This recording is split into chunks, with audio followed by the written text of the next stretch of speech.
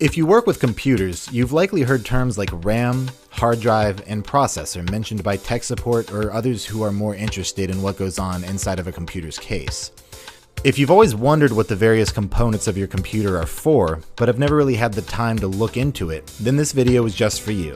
While each one of these components is complex enough to spend a lifetime learning about, I'm going to give a very broad and general overview. A typical desktop computer comes down to these 7 essential parts: case, power supply, motherboard, CPU, RAM, hard drive, and graphics cards. These are the fundamental parts of any desktop computer. It may seem daunting at first, so let's separate these into 2 categories: simple ones and the more complex ones. For starters, let's look at the case. The case is nothing more than a big hunk of plastic that houses everything else. Some of them have more or less physical space, some of them have different parts where you can put screws in or this or that, but at the end of the day, all the case really does is provide a nice enclosed system for everything else. Next up, we have the power supply.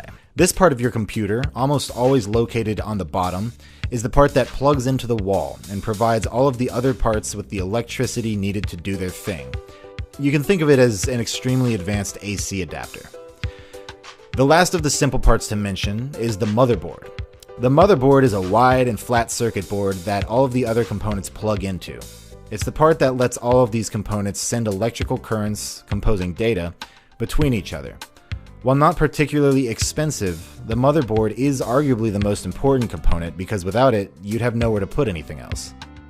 So that's it for the simple components. Now let's move on to the more complex parts, the ones that deal with data. The 4 main components to keep in mind here are CPU, RAM, hard drive, and graphics card. Now first things first, I'm going to establish some terminology. Keep in mind that CPU is also known as the Central Processing Unit, or processor. These terms all refer to the same thing. They are completely interchangeable. RAM stands for Random Access Memory and is often referred to as just memory. A hard drive is often referred to as a disk drive or storage. And a graphics card is also known as a GPU or graphics processing unit. For this explanation, I'll be using the terms CPU, RAM, hard drive, and graphics card. So let's start with the CPU. The CPU is where your computer does things. It isn't really capable of storing very much data at all, but it's very good at doing things with data. Quickly reading it, arranging it, doing the type of quick and massive calculations needed to run your programs. This is where most of your programs are essentially run from.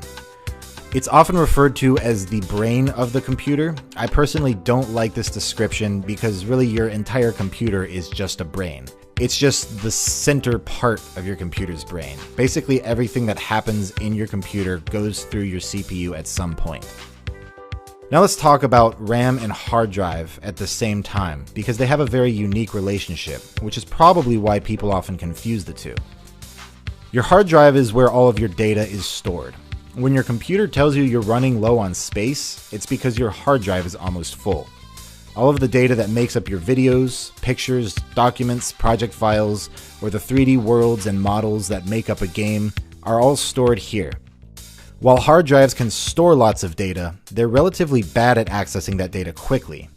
Everything is accessed through a tiny little wire here, and because most hard drives are made up of spinning disks, your hard drive isn't going to be able to constantly give your CPU the information it needs to run certain programs. That's where RAM comes in.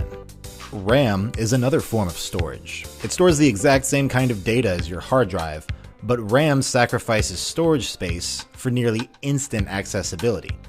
Unlike your hard drive, which sends all of its data through a tiny little thin wire, your RAM is arranged in these long, thin sticks that insert into your motherboard.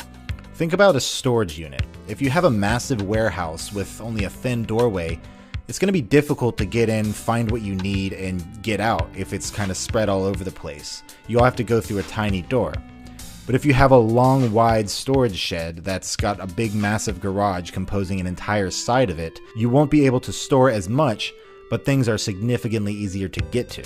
Typically, if your computer has 1,000 gigabytes of storage space in your hard drive, it's likely got about 16 gigabytes worth of RAM.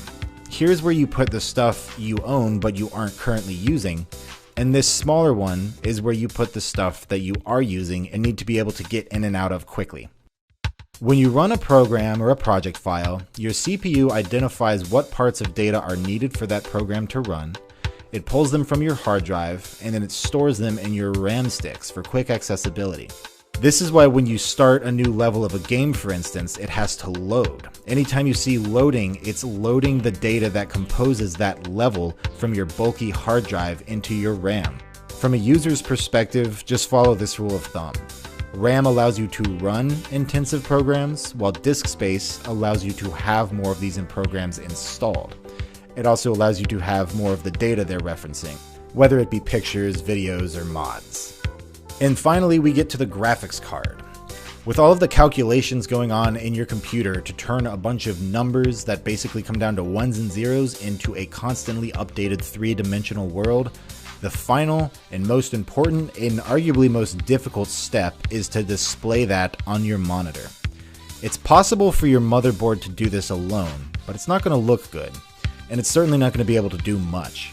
Your graphics card is essentially an entire computer in and of itself, dedicated to the sole task of figuring out what pixels need to light up on your screen, in what color, and at what time. If you were playing a game that had a very busy and high texture world with lots of models and different angles and colors, your CPU is the thing that creates that world. It knows where the stuff is, and it does so with data that's been stored in your RAM, which was loaded out of your hard drive, but it's your graphics card that figures out what it's supposed to look like based on where you're standing in the world.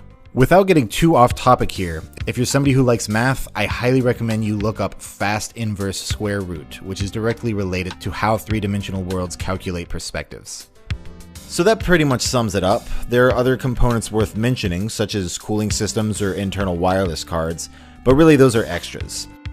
So to summarize what I talked about so far, the case stores everything in a physical box, the power supply gives electricity to what needs it, the motherboard is the body that everything plugs into, the CPU does everything, RAM stores data that is needed for quick access, hard drives store everything that you have installed and the data that goes along with those programs, while the graphics card figures out how it's all supposed to look on your monitor.